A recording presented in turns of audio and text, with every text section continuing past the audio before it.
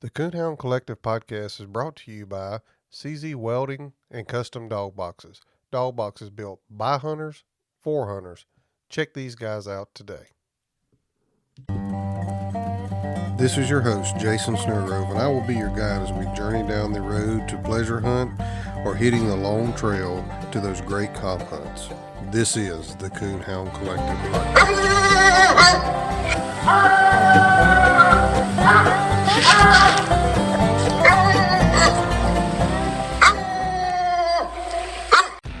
Hey guys, this is Jason at the Coonhound Collective podcast. I jumped in here real quick to tell you about a raffle that we have going on. We have joined up with our partner, CZ Welding and Custom Dog Boxes, to raffle off a 24 by 20 by 38 single door top storage dog box. Nathan built a really great quality product. You can go over to the Coonhound Collective Facebook page and see pictures of this dog box. There's also ways that you can pay to get in on this raffle. There's 53 spots at $25 a spot. Now, some of those spots have already been taken up, so don't waste time. Get over there and get you a spot reserved. Now, all this money that we're raising for this dog box is going to Superior Kennel Club. That's who the monies are going through, is Superior Kennel Club, and it's going for their Youth World hunt they're having in December in Alabama. This money is going to allow Superior Kennel Club to pay more spots, first and second place. So go over right now, get you a spot reserved, help promote the future of our sport, the youth. Go over and get your spot today. Thank you.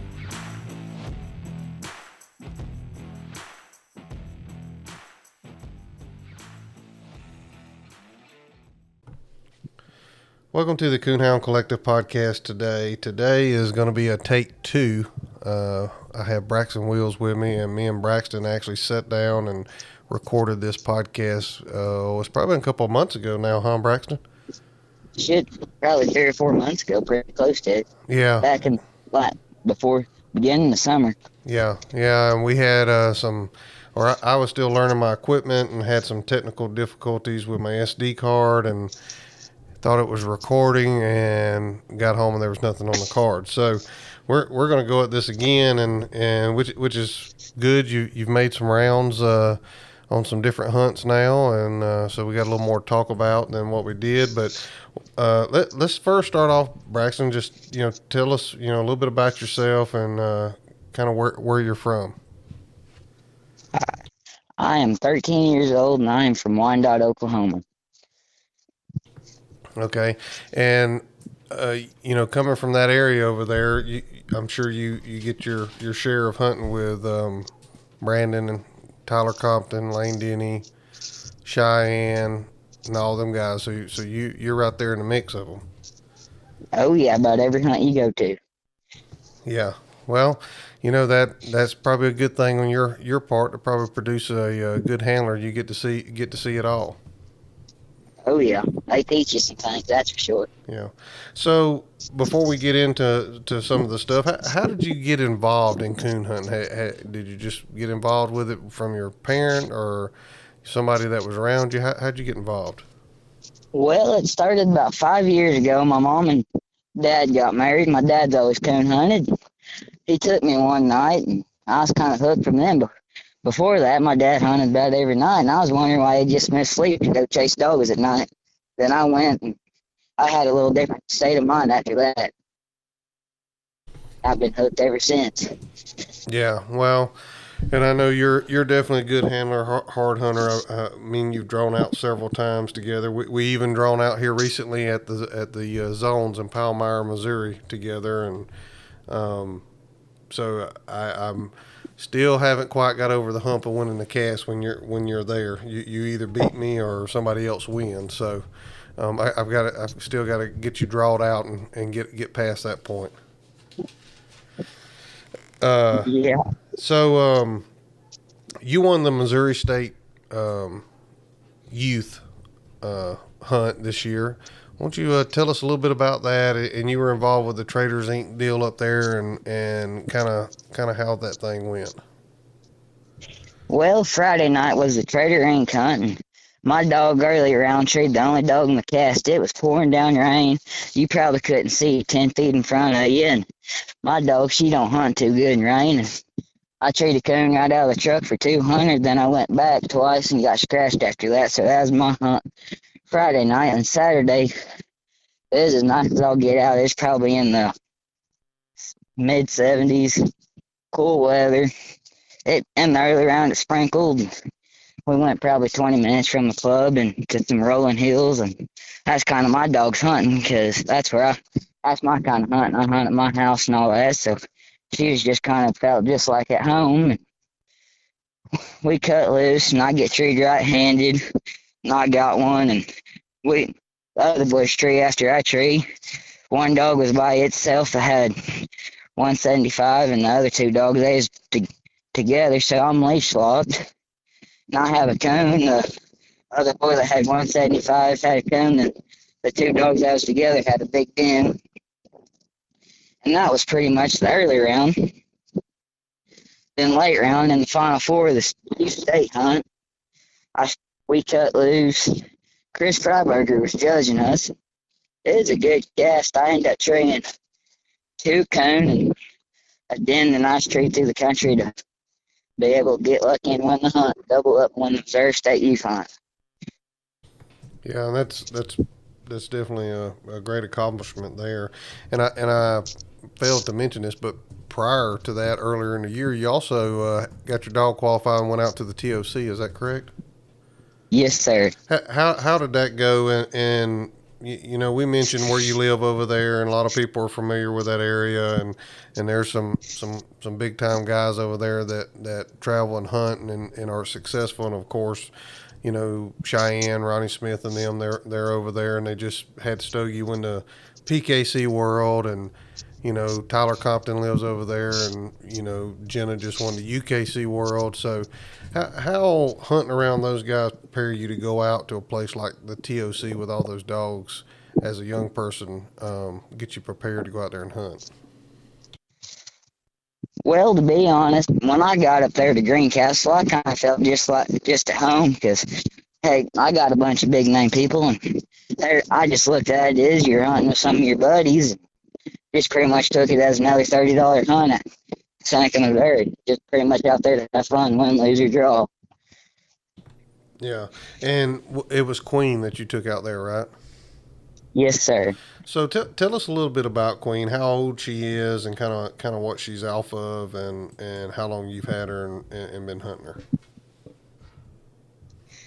Queen is 5 years old. She turned 5 about 2 weeks ago. She is out of Joshua Slate's Ellie dog, then a dog called Moats Bandit out of Pawhuska, Oklahoma.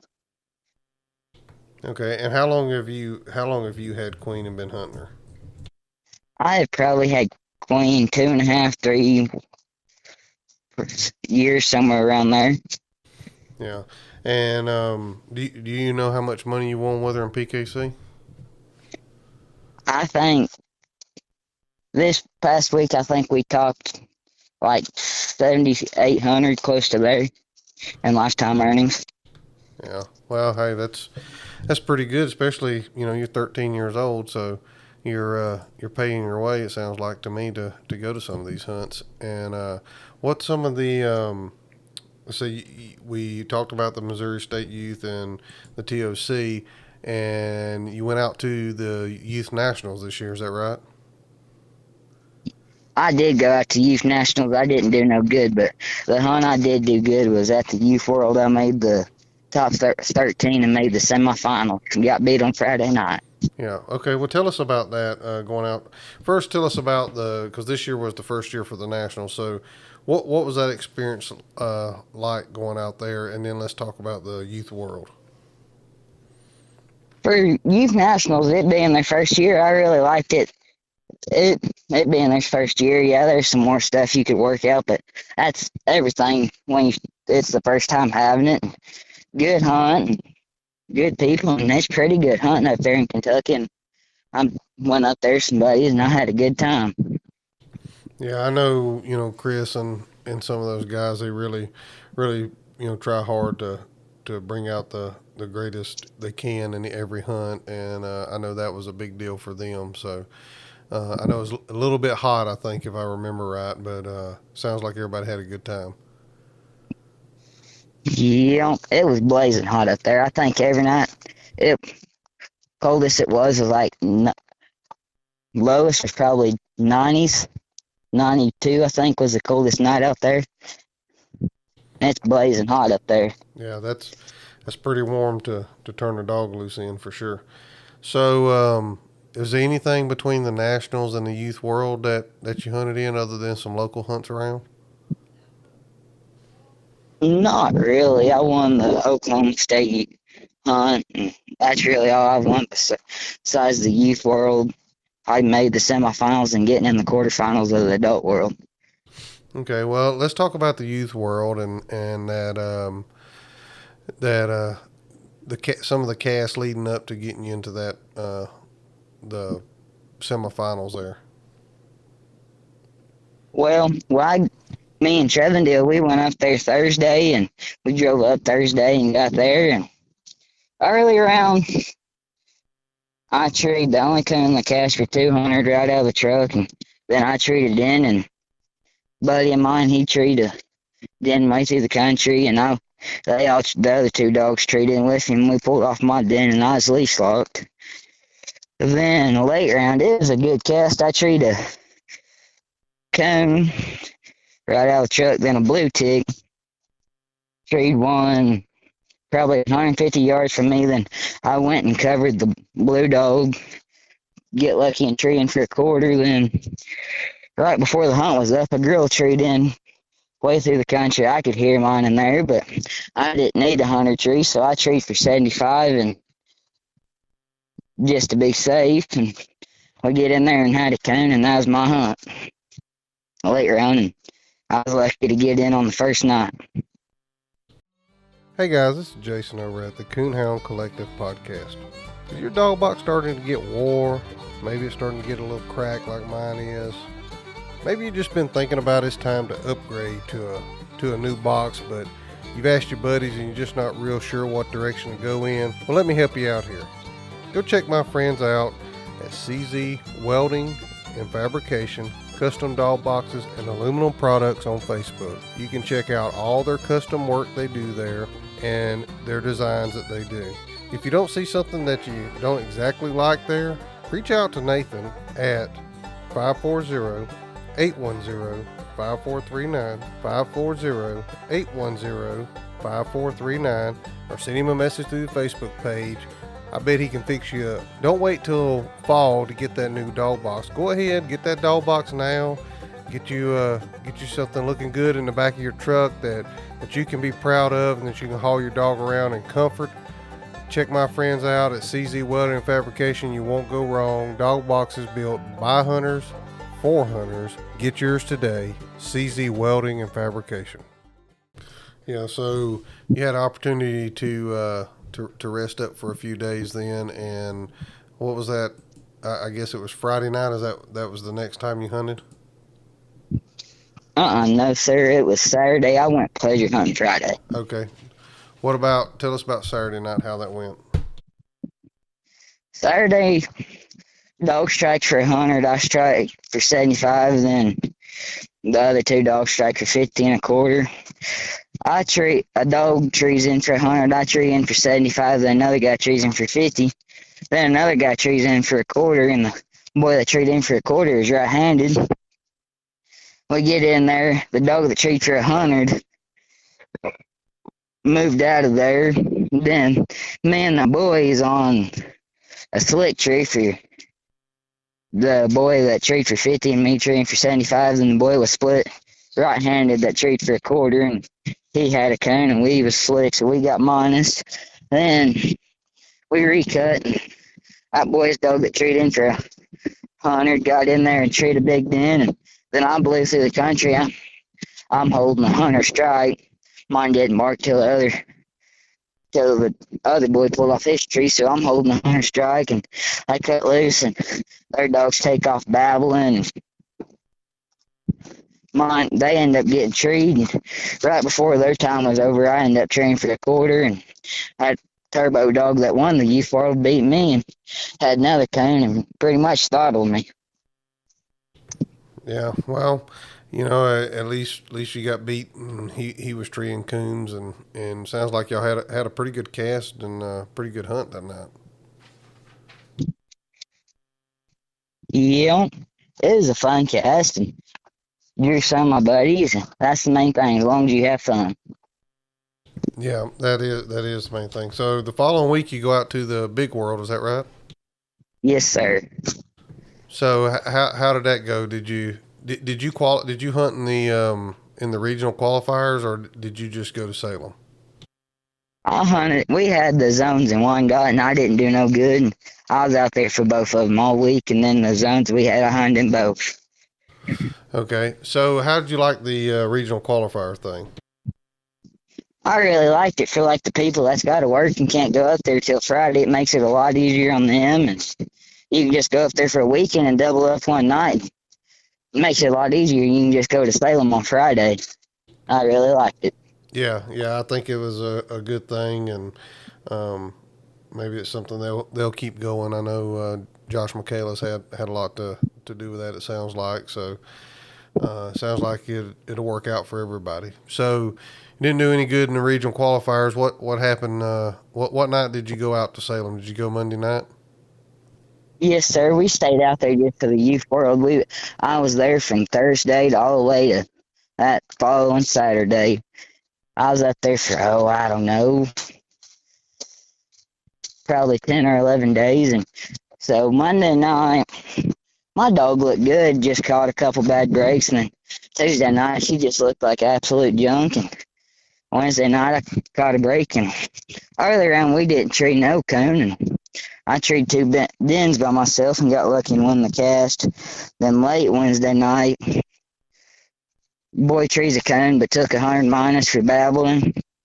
Then I treed a coon way in there and got lucky and win and double up Wednesday night to get to rest till Friday. Okay, so you double up on Wednesday, you rest Thursday night, and then Friday night. We was back in there. Who did you draw out with Friday night? Do you remember? Uh, it was me, J.R. Gray, Kevin Cable, and Jared Wan. Well, you didn't draw a slouch cast that night. No, sir. Yep. So tell us about that cast, kind of how that went. We cut loose, and JR strikes for 100, Kevin strikes for 75, and I strike for 50. Then the Jared guy struck for a quarter. I tree my dog in there. You can tell she's in a hole, and I've had her for 3 years, and she ain't ever been big on treeing holes, so I don't know if she's gonna stay or not. I let her tree for a little bit, and I tree her, and we go to start walking in there to her, and we notice she's moving left hand, so I get minus there. Then Kevin Cable treat his bit dog in by himself. We score him, he has a coon. Then JR treats his dog, he has a coon. Then again, I'm treated left handed. Again, in another hole, we go score me. I'm in a big old hole. I didn't really shine it. It's one of those deals. Just look in it for a minute. You don't see nothing. Go on because you need to get recut. Then Jr. and the Jared guy and Cable, they all treed. Cable's and they're probably another 3/4 of a mile from where Jr. and them treed. And then we just scored them out of order. And Jr. had a coon. And that Jared's dog was with Jr. Then Cable had a coon. And we call timeout and go to a different spot. And Jared strikes for 100, and Cable for 75, JR for 50, and me for a quarter. And Cable gets treed, then JR trees, then the Jared guy trees, and JR has a coon, and Jared and Cable has big dens, and I never made a tree after that. Okay. And JR, So Jr. won the cast, right? yes, sir. Yeah. So we've talked about some of the guys that you hunt around and hunt with, and some of these casts and these people you're drawing out with, Kevin Cable, J.R. Gray, some of these guys that's been around and won. If there's somebody else out there your age, I mean that could be intimidating even for somebody my age to draw out with that. What's some advice you would give somebody around your age or younger that's giving this a try for the first time, and maybe their nerves are on edge from drawing out with people like that. Are you tired of whipping, scolding, and shocking to make them get alone? Is your buddy tired of helping you set your dog up for correction night after night? Do you really want your dog to be alone because you forced him to be? Or would you rather him be alone because he wants to be? Grand Night Champion Small Town Lone Survivor is the product of over 25 years of strong natural-born independent traits. This bold trait has been passed down from generation to generation and is showing up in loner offspring today. Loner is a direct son of Hall of Fame Grand Night Champion Cabin Creek Rowdy and Grand Night Champion Lonesome Dove Lori. Loner has a booming mouth that is talked about in every cast he has been in, including the 2021 World Hunt Finals. Loner is a no-reverse, ball-mouth open trailer who ends it plussed up with a huge dying locate and steady chop. Loner loves getting split and is a stay-put gun-pressure tree dog. Loner's intelligence is also impressive. He knows over 12 voice and hand signal commands. Loner has a character that loves like Jesus, but he doesn't walk on water. If you're interested in breeding to Loner, contact Brett Stevens at Small Town English Kennels at 417-300-3777 or find him on Facebook.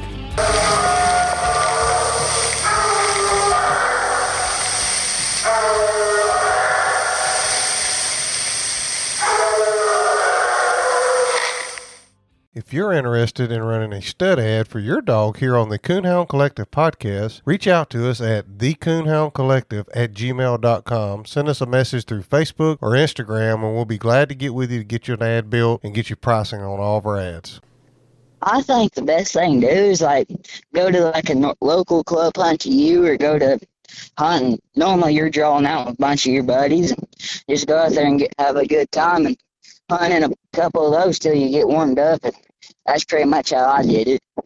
Just go to your local clubs and hunt in them, and you're hunting with your buddies. It ain't no big deal. And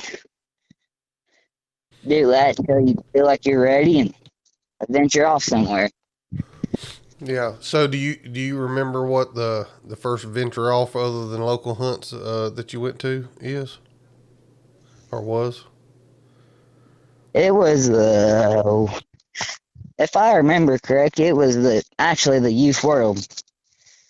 Okay. So the first one you traveled to was the youth world, and that would have been last year, year before. It actually been 3 years ago. 3 years ago. Okay. So you were about 10 then, I guess, whenever you went? Yes, sir. I think I was 10 working on 11. I was a little bitty then. Yeah. Yeah. So, obviously you're out running the roads, every time I go somewhere or next thing I know, I see Braxton on Facebook and he's here, there, and everywhere. And so obviously it sounds like to me you're chasing maybe winning a world title at some point here. Is there any other goals that you have, set for yourself in the coon hunting world?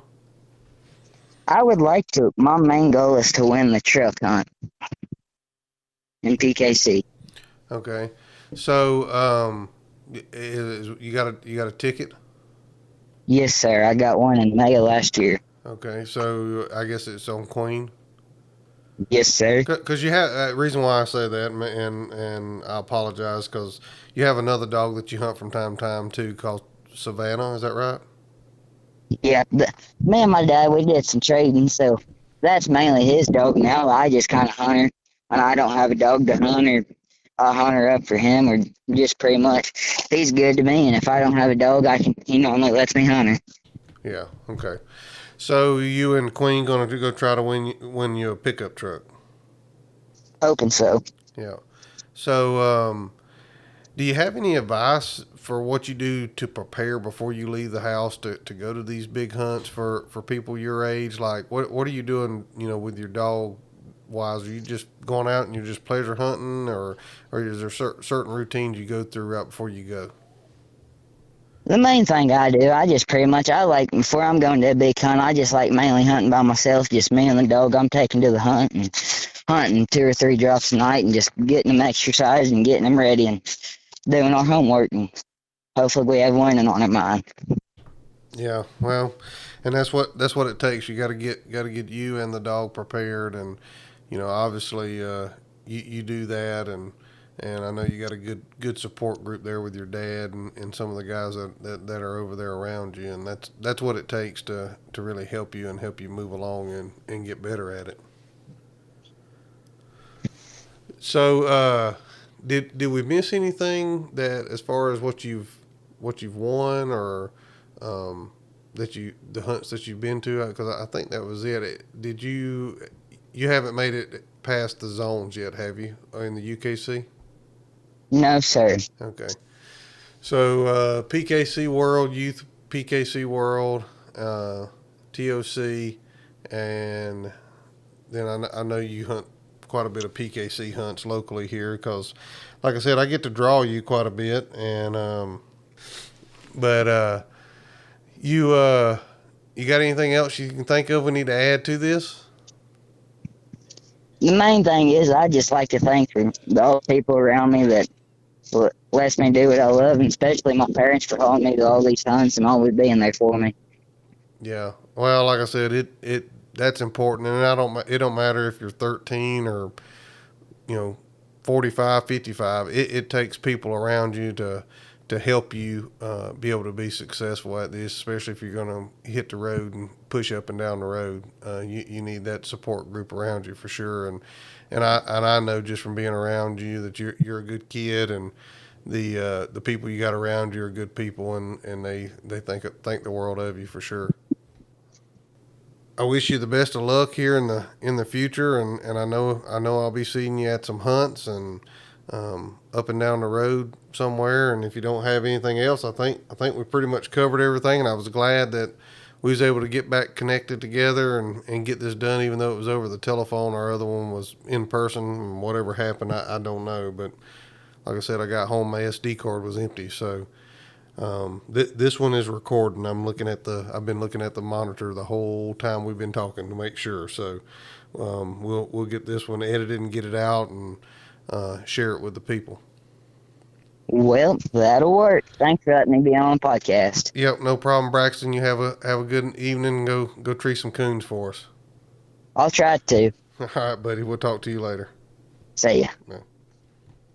Thanks, guys, for listening to the Coonhound Collective podcast today. We really appreciate you taking your time out of your day to listen to the podcast. If you don't mind, head over to Facebook and give us a like, and head over to Instagram and give us a follow. It's both at the Coonhound Collective. Also, if you would like to reach us here at the Coonhound Collective, you can reach us at thecoonhoundcollective@gmail.com. If there's someone that you would like to hear on the podcast, or a product that you would like to hear talked about, please send it to thecoonhoundcollective@gmail.com. Thanks again. Have a great day.